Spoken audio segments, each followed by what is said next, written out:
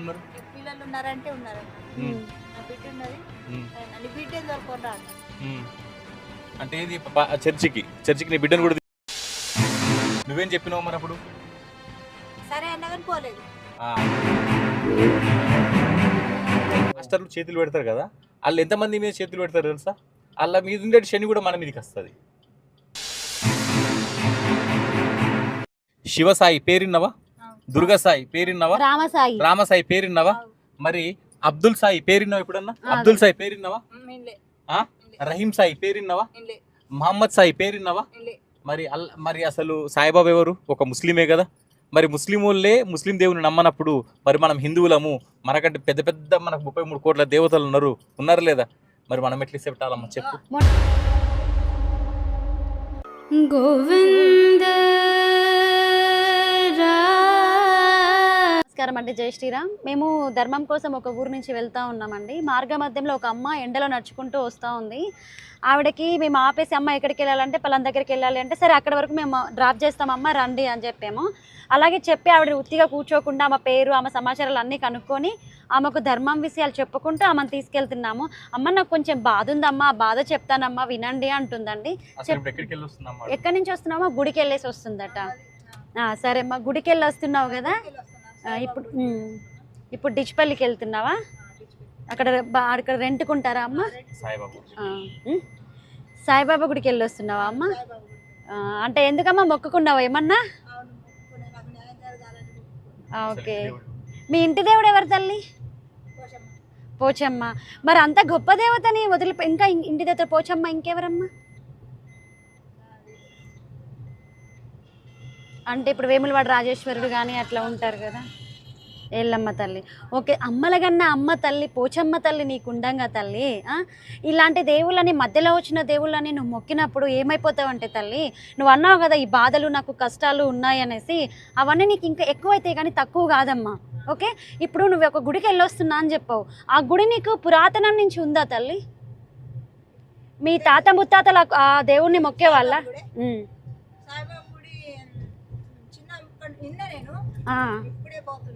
అదే మీ తాత ముత్తాతల నుంచి ఆ గుడి ఉండేనా? తెలియదు కదా. మరి కానీ మీ తాత ముత్తాతల నుంచి ఉన్న దేవత ఎవరు కదా? కంఠేశ్వరుడు అంటే శివుడు. అలాగే పోచమ్మ తల్లి. నువ్వు అన్నావు కదా నాకు ఇప్పుడు బాధ అనేసి, రేపు శుక్రవారం ఉంది తల్లి. నువ్వు మంచిగా తలంట స్నానం చేసి, నీకు తోచింది కొబ్బరికాయ అది కొట్టేసి ఒక 3-5 ప్రదక్షిణలో చేసి, నీ బాధ ఏదో నీ తల్లి దగ్గర చెప్పుకో. నీ పోచమ్మ దగ్గర చెప్పుకో, నీ తల్లి దగ్గర చెప్పుకో. ఎవరు తీర్చలేని బాధ ఎవరు తీరుస్తారు చెప్పు? ఎవరు తీరుస్తారు? నీ తల్లి.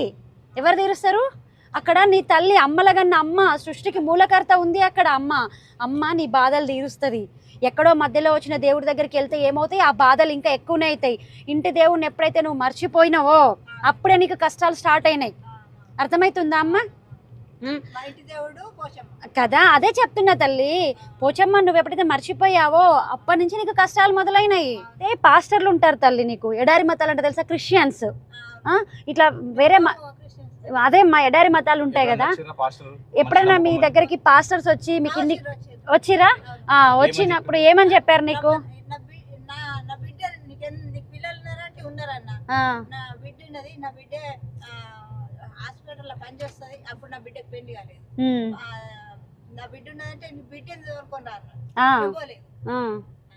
ఓకే, బిడ్డను తీసుకురా అంటే పోలేరు మీరు, కానీ క్రిస్టియన్స్ మీ దగ్గరకు వచ్చిర్రు.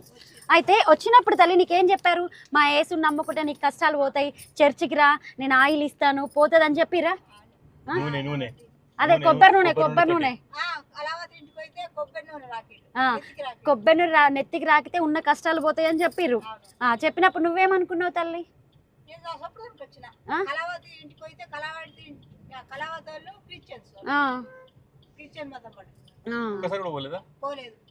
కానీ పాస్టర్ వచ్చిండు, నెత్తి మీద చేయబెట్టి ప్రార్థన చేసిండు.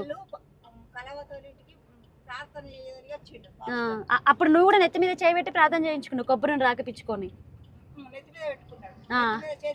చేతి పెట్టిండు. అది నెత్తి మీద బాప్తిసం తీసుకొని నీకు బలవంతం పెట్టిండు, నెత్తి మీద చేతి పెట్టి ప్రార్థన చేసిండు, కొబ్బరి నూనె రాకిండు. కానీ నీకేం నయం కాలేదు. చాలా మంది చూస్తున్న గొర్రెలారా వినండి.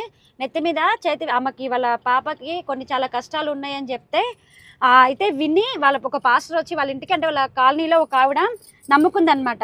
ఆ నమ్ముకున్న ఆవిడ ఏం చేసింది, ఇలా కష్టాలు ఉన్నాయని చెప్పేసి ఈవిడ దగ్గర తీసుకొచ్చింది. అప్పుడు ఏం చేసింది ఈవిడ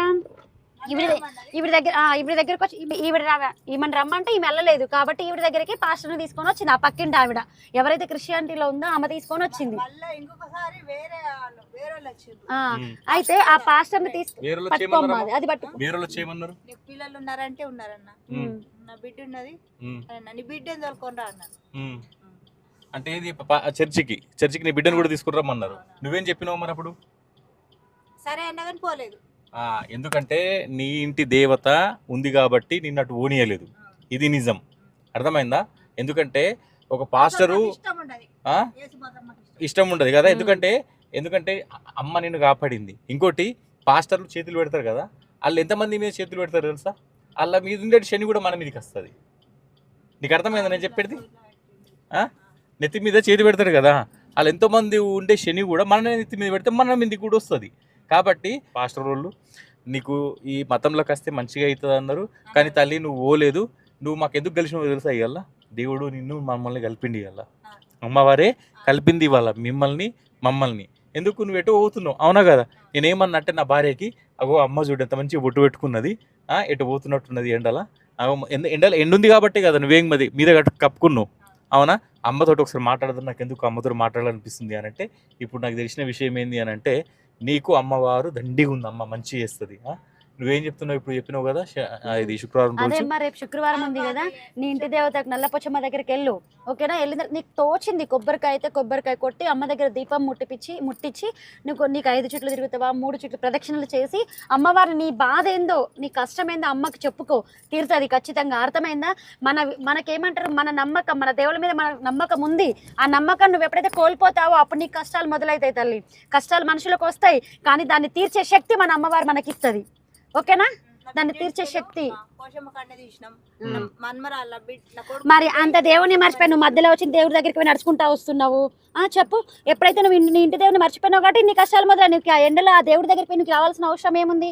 నీ అమ్మవారిని మొక్కుకో, నువ్వు నీ నీలకంఠేశ్వరుడు అన్నావు, శివుని మొక్కుకో. నువ్వు మన వేదాల్లో మన గ్రంథాల్లో లేని దేవుడి దగ్గరికి పోతే మధ్యలో వచ్చిన దేవుడు ఆయన ఒక ఫకీరు, ఒక ముస్లిం.